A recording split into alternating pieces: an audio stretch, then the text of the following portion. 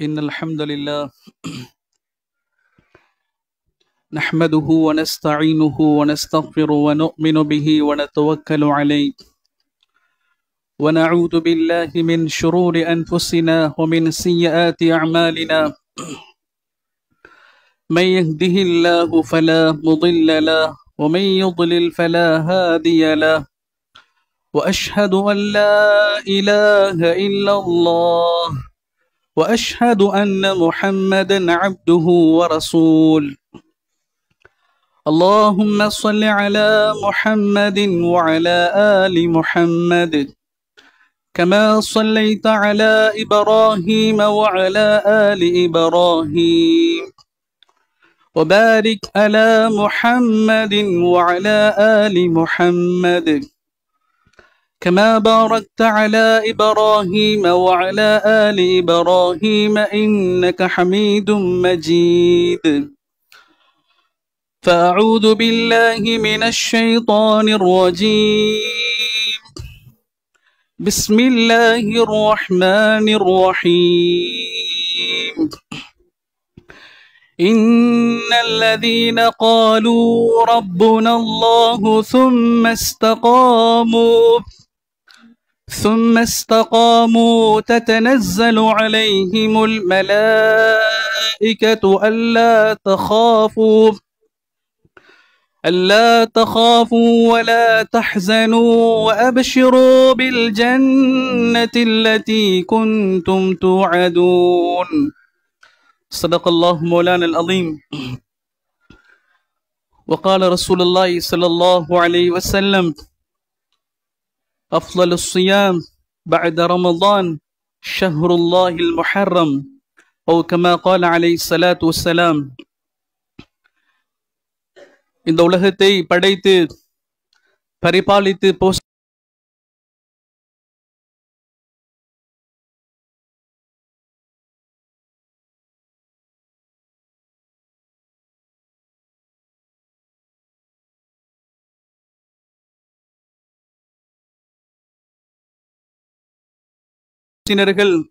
தோழர்கள் அனைவர்கள் மீதும் அல்லாஹுவின் சாந்தி சமாதானம் என்றென்றும் உண்டாவதாக.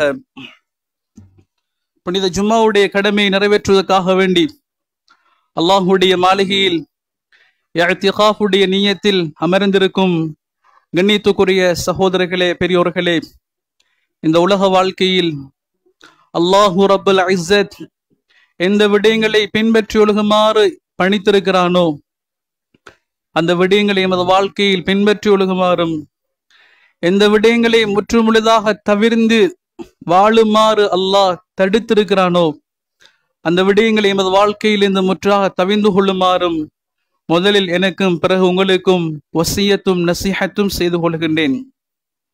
கண்ணியத்துக்குரியவர்களே, ஒரு பணிவான வேண்டுகோள்.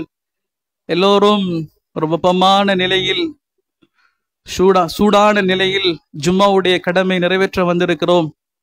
ஆகவே தயவு செய்து சிரமமானவர்கள் தவிர மற்றவர்கள் முன்னால் உள்ள இடங்களை பூர்த்தி செய்து கொள்ளுங்கள்.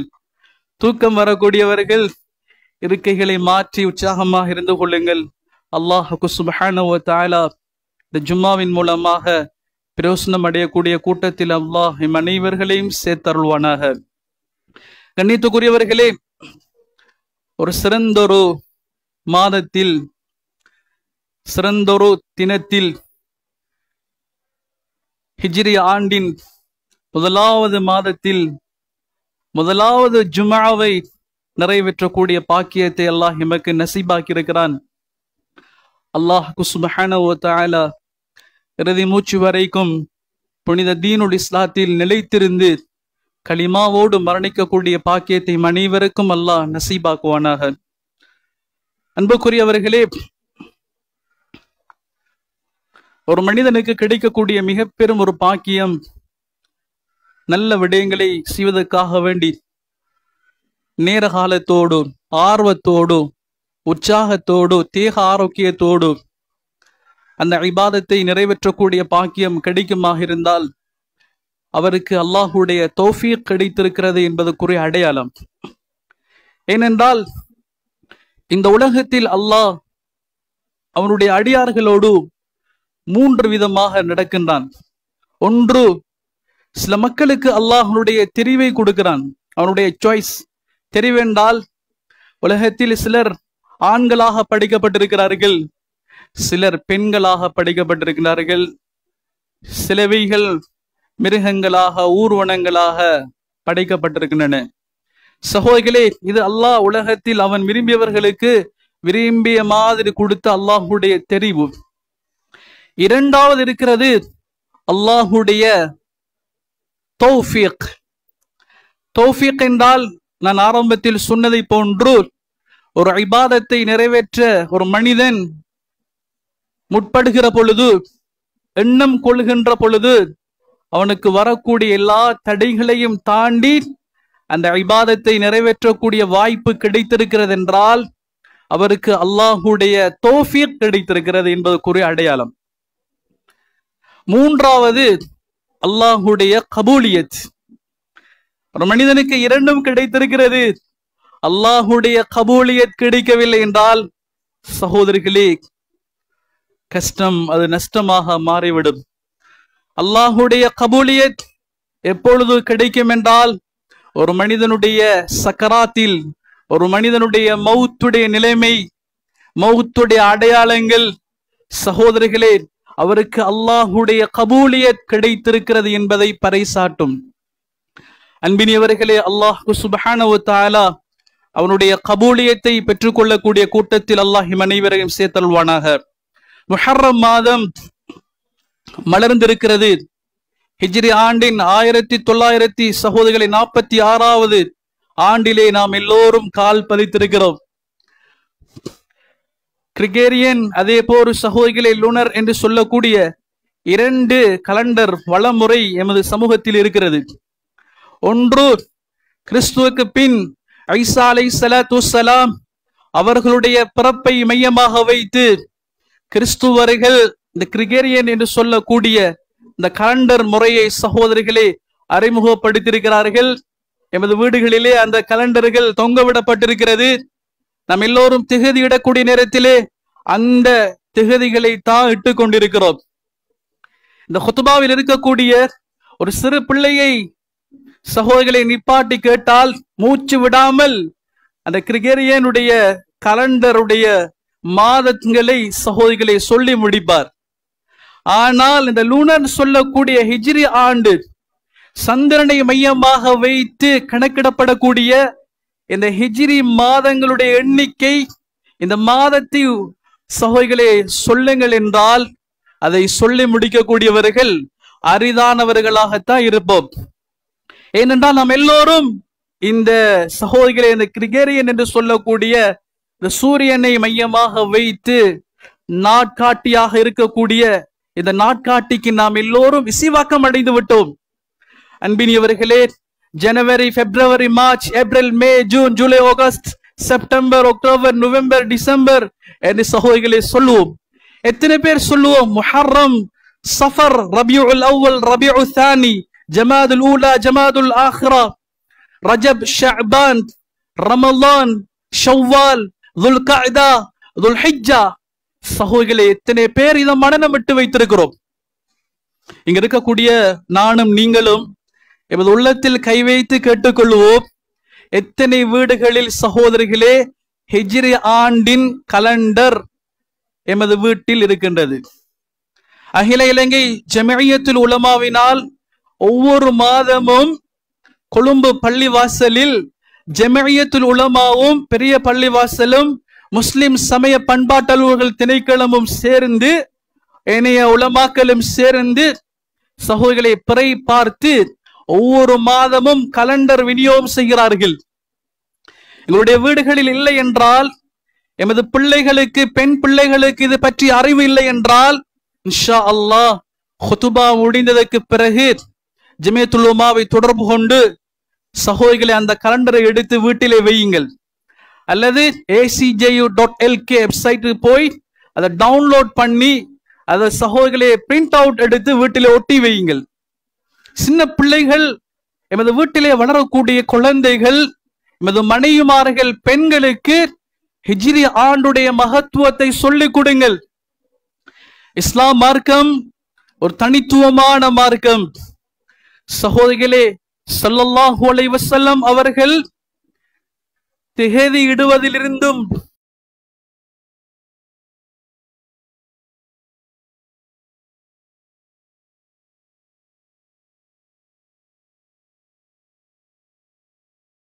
ரப்பாக ஏற்றுக்கொண்டவர்கள் முஹம்மது ஸல்லல்லாஹு அலைஹி வஸல்லம் அவர்களை ரோல் மாடலாக, முன்மாதிரியாக எடுத்தவர்கள் அவர்களை மட்டும்தான் பின்பற்ற வேண்டும் என்பதற்காக வேண்டி ஒவ்வொரு கட்டத்திலும் ஸல்லல்லாஹு அலைஹி வஸல்லம் சமூகத்தை வழிநடத்தியிருக்கிறார்கள். சகோதரிகளே, ஹஸ்ரத் உமர் ரலியல்லாஹு அன்ஹு அவர்களுடைய காலத்தில் தான் இந்த முஹர்ரம் மாதத்தை முதல் மாதமாக, ஹிஜ்ரி ஆண்டின் முதல் மாதமாக பிரகடனப்படுத்தினார்கள்.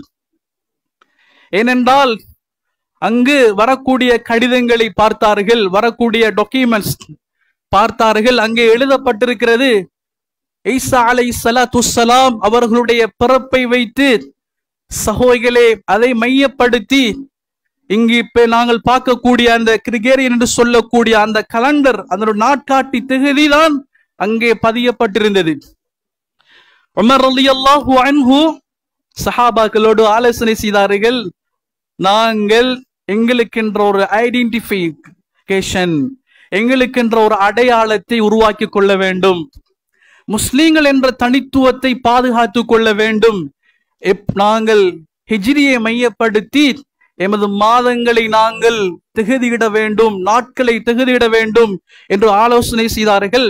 கடைசியாக முடிவு வந்தது, ரசூலுல்லாஹி ஸல்லல்லாஹு அலைஹி வஸல்லம் அவர்கள் ஹிஜ்ரத் சென்ற அந்த ஹிஜ்ரத் நிகழ்வை மையப்படுத்தி நாங்கள் எங்களுடைய ஹிஜ்ரி ஆண்டை ஆரம்பிப்போம், முஹர்ரம் மாதத்தை முதலாவது மாதமாக நிர்ணயிப்போம் என்று முடிவெடுத்தார்கள். இப்ப எங்களுக்கு ஒரு கேள்வி வரும், ஹிஜ்ரத் என்ற இஸ்லாமிய வரலாற்றிலே இடம்பெற்ற மிக பெரும் ஒரு திருப்பு முனை ஏற்படுத்தின டேர்னிங் பாயிண்ட், இஸ்லாமிய வளர்ச்சிக்கு, முஸ்லிம்களுடைய எழுச்சிக்கு மிகவும் வித்திட்ட ஒரு நிகழ்வு தான் ஹிஜ்ரத்துடைய நிகழ்வு. இஸ்லாம் பாடத்திலே நாம் எல்லோரும் படித்திருப்போம். ஆனால் இந்த ஹிஜ்ரத்துடைய நிகழ்வு முஹர்ரம் மாதத்தில் நிகழவில்லை. ஹிஜ்ரத்துடைய நிகழ்வு ரபீஉல் அவ்வல் மாதத்தில் இடம்பெற்றது. ஆனால் ஏன் முஹர்ரம் மாதத்தை ஹிஜ்ரி ஆண்டின் முதலாவது மாதமாக ஹஸ்ரத் உமர் ரலியல்லாஹு அன்ஹு அவர்கள் பிரகடனப்படுத்தினார்கள்? அங்கே ஒரு கேள்வி எழுகிறது. அதுக்கான பதில் என்னவென்றால், இமாம் இப்னு ஹஜர் அஸ்கலானி ரஹிமஹுல்லாஹ் ஃபத்ஹுல் பாரி என்று சொல்லக்கூடிய ஒரு நூலிலே கூறுகிறார்கள், ரசூலுல்லாஹி ஸல்லல்லாஹு அலைஹி வஸல்லம் அவர்கள் ரபீஉல் அவ்வல் மாதத்தில் ஹிஜ்ரத் சென்றாலும் ஹிஜ்ரத்துக்கான முன் ஆயத்தத்தை ஹிஜ்ரத்துக்கான பிரிப்பரேஷனை ஸல்லல்லாஹு அலைஹி வஸல்லம் அவர்கள் முஹர்ரம் மாதத்திலிருந்து செய்ய தொடங்கினார்கள். முஹர்ரம் மாதத்திலிருந்தே ஸல்லல்லாஹு அலைஹி வஸல்லம் அவர்கள் ஹிஜ்ரத் பயணத்தை மேற்கொள்ள வேண்டும். யாரை நண்பராக எடுப்பது, யாரை வழிகாட்டியாக எடுப்பது, இடை நடுவில் எங்கே தங்குவது என்றெல்லாம் ஸல்லல்லாஹு அலைஹி வஸல்லம் திட்டமிட்ட மாதம்தான் முஹர்ரம் மாதம். அதனாலதான் சகோதரிகளே, முஹர்ரம் மாதத்தை ஹிஜ்ரி ஆண்டின் முதலாவது மாதமாக பிரகடனப்படுத்தினார்கள்.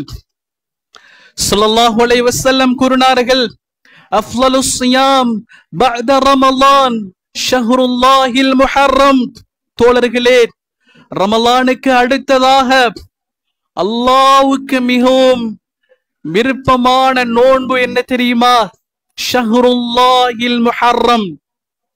ஷஹ்ருல்லாஹில் முஹர்ரம் நபி அவர்கள் பயன்படுத்திய அந்த வார்த்தையை பாருங்கள். அல்லாஹுடைய மாதமாக இருக்கக்கூடிய முஹர்ரம் மாதத்தில் நோக்கப்படும் நோன்பு என்று சொன்னார்கள். அன்புக்குரியவர்களே, அந்த வாய்ப்பு எமக்கு எட்டியிருக்கிறது. இந்த வாய்ப்பை யாரும் தவற விட்டு விடாதீர்கள். அல்லாஹ் எம் எல்லோருக்கும் ஒரு ப்ரமோஷனை கொடுத்திருக்கிறார். நமக்கு தெரியும் சகோதரிகளை, சில சீசன் காலத்தில் சில ஷாப்ல என்ன செய்வார்கள், ப்ரமோஷன் போடுவார்கள், ஆஃபர் போகும். அங்க எல்லாரும் என்ன செய்வோம், அந்த திகதியை மார்க் பண்ணி எந்த ஷாப்ல ப்ரமோஷன் போகுது என்று தேடி போய் பர்ச்சேஸ் பண்ணுவோம். அன்புக்குரியவர்களே, இந்த முஹர்ரம் மாதத்தில் அல்லாஹ் நோக்கக்கூடிய நோன்புக்கு அல்லாஹ் ஏனைய மாதங்களில் நோக்கக்கூடிய நோன்புகளுக்கு கொடுக்கக்கூடிய நன்மைகளை விட அல்லாஹ் பன்மடங்கு கொடுக்க அல்லாஹ் காத்து கொண்டிருக்கிறார்.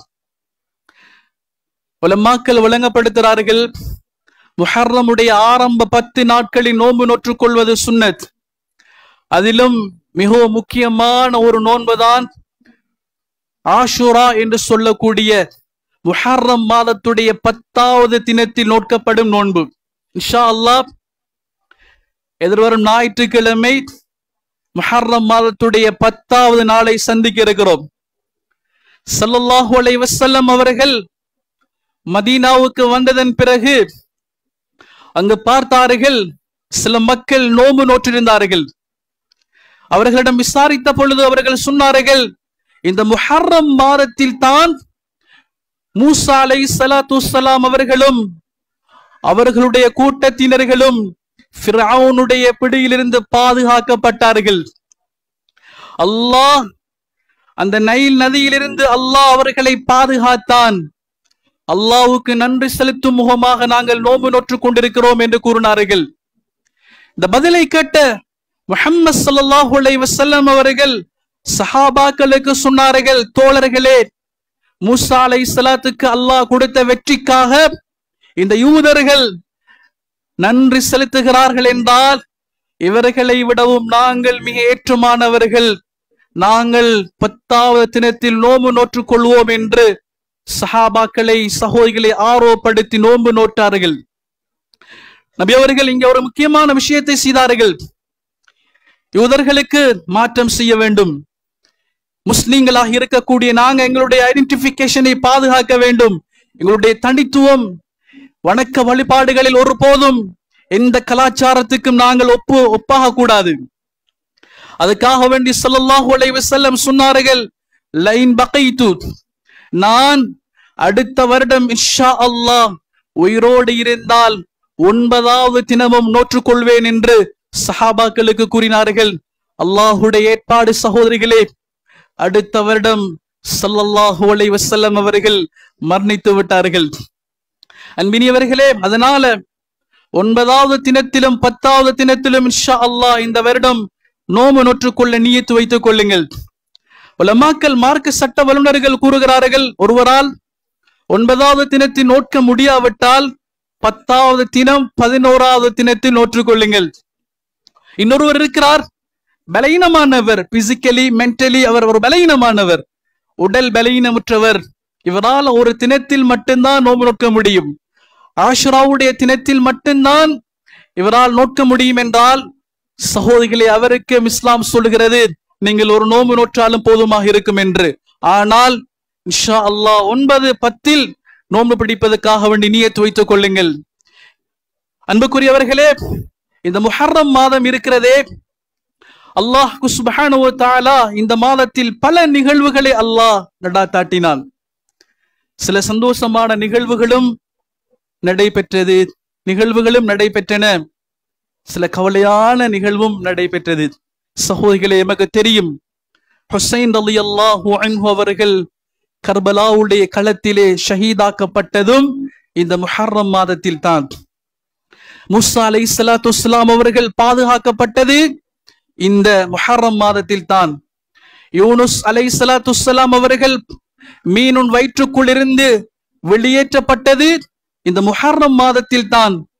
நூஹ் அலைஹிஸ்ஸலாத்து வஸ்ஸலாம் அவர்களும் அவர்களுடைய கூட்டத்தினர்களையும் அல்லாஹ் பெரும் வெள்ளத்திலிருந்து பாதுகாத்ததும் இந்த முஹர்ரம் மாதத்தில் தான். அன்பினியவர்களே, இந்த முஹர்ரம் மாதத்தை நாங்கள் கண்ணியப்படுத்த வேண்டும். எப்படி கண்ணியப்படுத்துவது? இபாதத்துகளை கொண்டு, வணக்க வழிபாடுகளை கொண்டு, இஸ்லாத்திலே சொல்லப்படாத விடயங்களை கொண்டு அல்ல. இபாதத் என்றால் நோன்பு நோற்பதை கொண்டு கண்ணியப்படுத்துங்கள். வளமையாக செய்யக்கூடிய இபாதத்துகளை கொண்டு கண்ணியப்படுத்துங்கள். சகோதரிகளே, மிகவும் முக்கியமான ஒரு விஷயம்தான் கருத்து வேற்றுமையை விட்டு விடுங்கள். முரண்படுவது, பிணக்குகளில் ஈடுபடுவது, பிரச்சனைகளில் ஈடுபடுவதை இந்த முஹர்ரம் மாதத்தில் குறிப்பாக தவித்துக் கொள்ளுங்கள். வாழ்க்கையில் எல்லா காலங்களிலும் தவித்துக் கொள்ள வேண்டும். ஆனால் அல்லாஹ் இந்த முஹர்ரம் மாதத்தை விசேஷமாக சொல்கிறார். உலமாக்கள் வழங்கப்படுத்துகிறார்கள், அந்த காலத்தில் குறைஷிகள் கூட, மாற்று மத சகோதரர்கள் கூட முஹர்ரம் மாதம் பிறந்து விட்டால் ஆயுதங்களை எல்லாம், வெப்பன்ஸ் எல்லாம் கொண்டு போய் அவர்களுடைய ஸ்டோர்ஸ்ல வைத்து மூடி விடுவார்கள். அந்த அளவுக்கு முஸ்லிம் அல்லாதவர்களுடைய உள்ளத்தில் கூட இந்த முஹர்ரம் மாதத்துடைய கண்ணியம் இருந்ததென்று உலமாக்கள் எழுதி வைத்திருக்கிறார்கள். அதனால இந்த முஹர்ரம் மாதத்தை நாங்கள் கண்ணியப்படுத்துவோம். 4 மாதங்கள் இருக்கின்றன அல்லாஹ்வால் கண்ணியப்படுத்தப்பட்ட மாதங்கள். ஒன்று முஹர்ரம், இரண்டாவது துல்கஅதா, மூன்றாவது துல்ஹிஜ்ஜா, 4வது ரஜப் மாதம். சகோதரர்களே, பெரியோர்களே, இந்த முஹர்ரம் மாதம் இந்த இஸ்லாமிய வருடத்தின் 1வது மாதம் என்பது ஹிஜ்ரத்துடைய நிகழ்வை மையப்படுத்தி உமர் ரலியல்லாஹு அன்ஹு அவர்களால் பிரகடனப்படுத்தப்பட்ட ஒன்று என்று வரலாற்றிலே நாங்கள் பார்க்கிறோம். ஆகவே ஹிஜ்ரத் என்பதும் இந்த முஹர்ரம் மாதத்தோடு, ஹிஜ்ரி ஆண்டோடு தொடர்படுகிறது. ஹிஜ்ரத் என்பது இஸ்லாமிய வரலாற்றிலே சகோதரிகளை நாம் எல்லோரும் படிப்பினையாக எடுக்க வேண்டிய ஒரு நிகழ்வாக இருக்கிறது. இன்றைய உலகத்திலே டெக்னாலஜி, தொழில்நுட்பம் வளர்ந்திருக்கிறது. ஒவ்வொரு நாளும் இன்னைக்கு சகோதரிகளை AI, ஆர்டிபிஷியல் இன்டெலிஜென்ஸ், இன்னைக்கு இந்த டெக்னாலஜி தொழில்நுட்பத்துடைய வளர்ச்சியினால் மனிதர்கள் நல்லவற்றையும் செய்கிறார்கள், தீயவற்றையும் செய்து கொண்டிருக்கிறார்கள். புதிய கண்டுபிடிப்புகள், டெஸ்ட் டியூப் பேபி சொல்லக்கூடிய சகோதரிகளே, IVF, இப்படி உலகத்தில் அல்லாஹ் மனிதனுக்கு கொடுத்த அறிவினால் மனிதன் இன்று பல கண்டுபிடிப்புகளை கண்டுபிடித்துக் கொண்டே இருக்கிறான். சகோதரிகளே, பாலைவன காலத்தில், ஒட்டக காலத்தில் முஹம்மது ஸல்லல்லாஹு அலைஹி வஸல்லம் அவர்கள் எங்களுக்கு ஹிஜ்ரத்துடைய சம்பவத்தினால், ஹிஜ்ரத்துடைய அந்த பிளானிங், திட்டமிடல், பிரிப்பரேஷன் மூலமாக ஸல்லல்லாஹு அலைஹி வஸல்லம் எமக்கு மிக பெரும் ஒரு பாடத்தை கற்றுக் கொடுக்கிறார்கள். இன்றைக்கு உலகத்திலே முஸ்லிம்களுடைய அவல நிலை எமக்கு தெரியும். மத்திய கிழக்கு நாடு, மிடில் ஈஸ்ட் கண்ட்ரிஸ், அங்க என்ன நடக்கிறது? ஒவ்வொரு நாளும் சோசியல் மீடியாக்களிலே பார்த்து பார்த்து சிலர் கவலைப்படுகிறோம், சிலர் குழுக்களாக இருந்து பேசுகிறோம், பேஸ்புக்கில், சோசியல் மீடியாக்களிலே சில கமெண்ட்ஸ் கொடுக்கிறோம். இன்னும் சில உள்ளங்கள் கவலைப்பட்டு அல்லாஹ்விடத்திலே பிரார்த்தனை செய்கிறோம். ஒரு நாடு, ஒரு முஸ்லிம் கண்ட்ரி, அந்த நாட்டு மக்கள் அவர்களுடைய ரைட்ஸ், உரிமையை பெற்றுக் கொள்வதற்காக வேண்டி உயிர்களை இழந்து, உடைமைகளை இழந்து, சொத்துக்களை, பொருளாதாரங்களை இழந்து சகோதரிகளே வீதியிலே தத்தளித்துக் கொண்டிருக்கிறார்கள். ஈமானிய வார்த்தை அல்லாஹு அக்பர், அல்லாஹு அக்பர், அல்லாஹ் மிக பெரியவன், ஹஸ்பி அல்லாஹ், அல்லாஹ் எங்களுக்கு போதுமானவன் என்று சகோதரிகளை போராடி கொண்டிருக்கிறார்கள். அவர்களை சூழ 7-8 நாடுகள், அந்த நாடுகள் மௌனமாக இருக்கிறார்கள். ஒன்று, அவர்களால் இந்த விடயத்திலே இன்டர்வியூ பண்ண முடியாமல் இருக்கிறார்கள். அல்லாஹு ஆலம். ஒன்று சகோதரிகளே, இந்த பிரச்சனைக்கு அவர்களால் தீர்வு கொடுக்க முடியாதோ, அல்லது தங்களிடம் இருக்கக்கூடிய ஆட்சியையும் சொத்துக்களையும் பாதுகாத்துக் கொண்டு மௌனியாக இருந்து விடுவோம் என்பதோ அல்லாஹ் மிக அறிந்தவர். சகோதரிகளே, அன்புக்குரியவர்களே, ஸல்லல்லாஹு அலைஹி வஸல்லம் இந்த ஹிஜ்ரத்துடைய நிகழ்விலே நமக்கு படித்து கொடுக்கிறார்கள். முஸ்லிம்களாக இருக்கக்கூடிய நாங்கள் குறிப்பாக எமது வாழ்க்கையிலே திட்டமிடல் இருக்க வேண்டும், பிளானிங். ஒவ்வொருத்தரும் இன்ஷா அல்லாஹ் ஒரு டைரி எடுத்து திட்டமிடல் இட்டுக் கொள்ளுங்கள். ஹிஜ்ரி 1446வது ஆண்டில் கால் பதித்திருக்கிறேன். இந்த வருடத்தில் எதை சாதிக்க போகிறேன்? சமூக ரீதியாக, ஈமானிய ரீதியாக, இபாதத் ரீதியாக, பண்பாடு, கலாச்சார ரீதியாக என்ன மாற்றத்தை ஏற்படுத்த போகிறேன்? வளமை போன்று கடந்த காலத்தில் இருந்ததை போன்றுதான் சுபஹுடைய தொழுகை இல்லை, அஸ்ருடைய தொழுகை இல்லை, 5 நேர ஜமாத்துடைய தொழுகை இல்லை, மற்றவருடைய குறைகளை பேசுவது, சோசியல் மீடியாவை மற்றவர்களுடைய குறைகளை விற்பனை செய்யக்கூடிய மார்க்கெட்டா பயன்படுத்துவது, அஹ்லாக் நல்ல குணம் இல்லை, யாரை பார்த்தாலும் புன்னகைப்பதில்லை, எல்லோருடன் கடுகடுப்பாக இருப்பது, கடினமான வார்த்தையை பேசுவது, அயல் வீட்டுக்காரர்கள் நேபஸ், அயல் வீட்டுக்காரர்களோடு எந்த நாளும் சண்டை சச்சரவில் ஈடுபட்டு கொண்டிருக்கிறது, பிளட் ரிலேஷன், நெருங்கிய உறவினர்கள் சொத்துக்காக வேண்டி, சிறு சிறு பிரச்சனைக்காக வேண்டி என்று சகோதரிகளே சிலத்துர் ரஹம், இரத்த உறவுகள் சின்ன பின்னமாகி சகோதரிகளே ஆங்காங்கே சிதறி கிடக்கின்றனர். பெற்றோர்கள், வயது முதிர்ந்தவர்கள், குறிப்பாக தந்தைமார்கள் விதியோரங்களிலே மற்றவரிடத்திலே யாசகம் கேட்கிறார்கள், தொழில் கேட்கிறார்கள். சிலருக்கு வெக்கம் வந்து ஊரிலிருந்து சகோதரிகளே வெளியூர்களுக்கு சென்று அங்கே சிறு சிறு தொழில்களை செய்துவிட்டு தன்னுடைய மனைவிக்கு பணம் கொடுக்கிறார்கள். இன்னும் சிலர் வெக்கப்பட்டு தன்னோடு பிறந்த சகோதரியுடைய வீட்டிலே உணவு சாப்பிட்டு கொண்டிருக்கிறார்கள், தஞ்சம் புகுந்து அங்கே வாழ்கிறார்கள். அன்பினியவர்களே, அல்லாஹ் எம் எல்லோரை பாதுகாக்க வேண்டும். பெற்றோர்களுடைய விஷயத்திலே நாம் பயந்து கொள்ள வேண்டும். இந்த வருடம் ஒரு திட்டமிடுங்கள். ஹுகூக்குல்லாஹ், அல்லாஹுடைய கடமை இருக்கிறது, அதில் நான் எவ்வளவு தூரம் முன்னேற்றம் அடைய வேண்டும் என்று ஒரு திட்டமிட்டுக் கொள்ளுங்கள். ஹுகூக்குல் இபாத், அடியார்களுக்கு செய்ய வேண்டிய கடமைகள் இருக்கின்றன, அதில் நான் என்ன செய்வது என்று திட்டமிட்டுக் கொள்ளுங்கள். அன்பினியவர்களே, முதலாவது பிளானிங். இரண்டாவது விஷயம், அல்லாஹ்வோடு உறவை சீர்படுத்துங்கள்.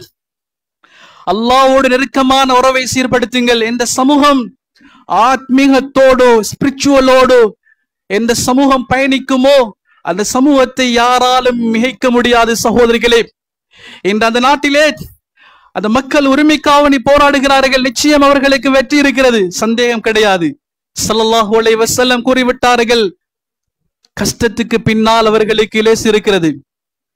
இன்ன மஅல் Usri யுஸ்ரா, with hardship come ease. சகோதரிகளே, கஷ்டத்துக்கு பின்னால் அல்லாஹ் இலேசை அல்லாஹ் கொடுப்பார்.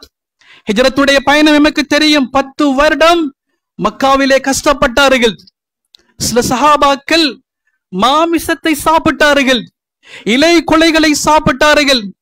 ஷஅபே அபி தாலிப் என்று சொல்லக்கூடிய பள்ளத்தாக்கில் 3 வருடங்கள் அடைத்து வைத்திருந்தார்கள். உணவு ஒன்றுமே கொடுக்கவில்லை சகோதரிகளே. ஆனால் அல்லாஹ் என்ன செய்தான் தெரியுமா? மாற்று மத சகோதரருடைய உள்ளத்தில் இஸ்லாத்தையும் முஸ்லிம்களை குறித்தும் நல்ல எண்ணத்தை போட்டான். ஏனென்றால் நபி அவர்கள் மாற்று மத சகோதரர்களோடு நல்ல உறவை வைத்திருந்தார்கள். ஹிஜ்ரத்துடைய பயணத்திலே கைட்னராக எடுத்தது முஸ்லிம் அல்ல, ஒரு நன் முஸ்லிம்ஸ், மாற்று மத சகோதரை தான் ஸல்லல்லாஹு அலைஹி வஸல்லம் ஹிஜ்ரத்துடைய பயணத்தில் ஒரு வழிகாட்டியாக கைட்னராக எடுத்தார்கள். அங்கே நபி அவர்கள் நமக்கு தரக்கூடிய மெசேஜ் என்ன தெரியுமா? நீங்கள் மாற்று மத சகோதரர்களோடு உறவு வைத்துக் கொள்ளுங்கள். அபூ ஜஹில் 3 வருடத்துக்கு பிறகு சொன்னார், இன்றைய தினம் முஸ்லிம்களையும் இஸ்லாத்தையும் பூண்டோடு ஒழிக்க போகிறேன் என்று. என்ன ஆச்சரியம் தெரியுமா சகோதரிகளை? அங்கிருந்த சில சகோதரிகள், மாற்று மத சகோதரர்கள் குரல் கொடுத்தார்கள். இப்னு முத்இம், அபுல் புக்தார் சொன்னார், அபூ ஜஹில், ஒரு காலமும் நாங்கள் உடன்பட மாட்டோம். முஸ்லிம்களையும் இஸ்லாத்தையும் பூண்டோடு ஒழித்தால் உறவுகளைத்தான் நீங்கள் ஒழிக்க போகிறீர்கள் என்று அல்லாஹ் மற்றவர்கள் மூலமா குரல் கொடுக்க வைத்தார். இன்று நாங்க பார்க்கிறோம், முஸ்லிம்களுக்கு ஏற்படக்கூடிய இன்னல்களை பார்த்து சில மாற்று மத நாடுகள், மாற்று மத சகோதரர்கள் குரல் கொடுக்கிறார்கள். அல்லாஹ் அப்படியான உறவுகளை அல்லாஹ் சகோதரர்களை ஏற்படுத்துகிறான். ஏன்? நாங்கள் எம்மை சூழ இருக்கக்கூடிய பன்சாலையாக இருக்கலாம், கோயில்களாக இருக்கலாம், அவருடைய பொறுப்புதாரிகள், தலைவர்களோடு இறுக்கமான உறவை வச்சுக் கொள்ளுங்கள். அன்புக்குரிய சகோதரிகளே, ஆகவே பிளானிங், திட்டமிடல், அல்லாஹ்வோடு இறுக்கமான உறவு, மாற்று மத சகோதரர்களோடு இறுக்கமான உறவு, அல்லாஹ்வுக்கு செய்ய வேண்டிய கடமைகள், மனிதர்களுக்கு ஏனைய படைப்பினங்களுக்கு செய்ய வேண்டிய கடமைகள், இதை சரியாக நிறைவேற்றுங்க. லாஸ்ட் கடைசி விஷயம், வஇது லஹும் மஸ்ததஅதும் மின் குவ்வா வமின் ரிபாத்தில் கைல். அல்லாஹ் பல்லாயிரக்கணக்கான வருடங்களுக்கு முன்பு சொல்லிவிட்டான், உங்களிடத்திலே பாதுகாப்பு படையை ஸ்திரணமாக வைத்துக் கொள்ளுங்கள். முஸ்லிம்களாகிய நாங்கள் எத்தனையோ விஷயங்களை முயற்சிக்கிறோம். வயலன்ஸ், நான் வயலன்ஸ் சகோதரர்களே, நான் தீவிரவாதத்தை தூண்டவில்லை. முஸ்லிம்களாக இருக்கக்கூடிய நாங்கள் எங்களிடத்திலே சகோதரிகளை ஒரு பாதுகாப்பு அரண் இருக்க வேண்டும். அல்லாஹ் குர்ஆன், நீங்கள் இந்த வசனத்தை எடுத்து பாருங்கள், மிக பெரும் ஒரு தியரி அல்லாஹ் சொல்கிறான். وَأَعِدُّوا لَهُمْ مَا اسْتَطَعْتُمْ مِنْ قُوَّةٍ وَمِنْ رِبَاطِ الْخَيْلِ. அந்த காலத்தில் ஒட்டகங்கள், குதிரைகள் தான் மிக பெரும் ஆயுதங்கள் சகோதரிகளே. அதனால அல்லாஹ் ஒட்டகம், குதிரை என்ற வார்த்தையை பயன்படுத்தியிருக்கிறார். இந்த காலத்தில் முஸ்லிம்களாக இருக்கக்கூடிய நாங்கள் எங்களுக்கு சகோதரர்களே டிஃபென்ஸுக்குரிய ஏற்பாடுகளை, பாதுகாப்புகளை, சட்ட விதிகளை பேணி அதை நாங்கள் செய்து கொள்ள வேண்டும். எமக்கு தேவையாக இருக்கிறது அது. அன்புக்குரிய சகோதரர்களே, ஆகவே இந்த முஹர்ரம் மலர்ந்திருக்கிறது. இந்த படிப்பினையை வாழ்க்கையில் எடுத்துக்கொள்வோம். உலகத்திலே முஸ்லிம்களுக்கு நடக்கக்கூடிய நிலைமைகளை அல்லாஹ்விடம் முறைப்பாடு செய்வோம். நிச்சயம் அல்லாஹ் முஸ்லிம்களை கண்ணியப்படுத்துவான். முஸ்லிம்களுக்கு அல்லாஹ்வுடைய உதவி. மதா நஸ்ருல்லாஹ் அலா இன்ன நஸ்ரல்லாஹி கரீப். அல்லாஹ்வுடைய உதவி நிச்சயம் நெருக்கத்தில் இருக்கிறது. அல்லாஹ் சுப்ஹானஹு வ தஆலா இந்த முஹர்ரம் மாதத்தில் எம் அனைவர்களையும் அல்லாஹ் பொருந்திக் கொண்டு கலிமாவோடு மரணிக்கக்கூடிய பாக்கியத்தை அல்லாஹ் அனைவருக்கும் நசீபாக்குவானாக. அந்த பலஸ்தீன மக்களுடைய அவல நிலையை அல்லாஹு தாலா துடைப்பானாக. ஈமானோடு வாழ்ந்து ஈமானோடு மரணிக்கக்கூடிய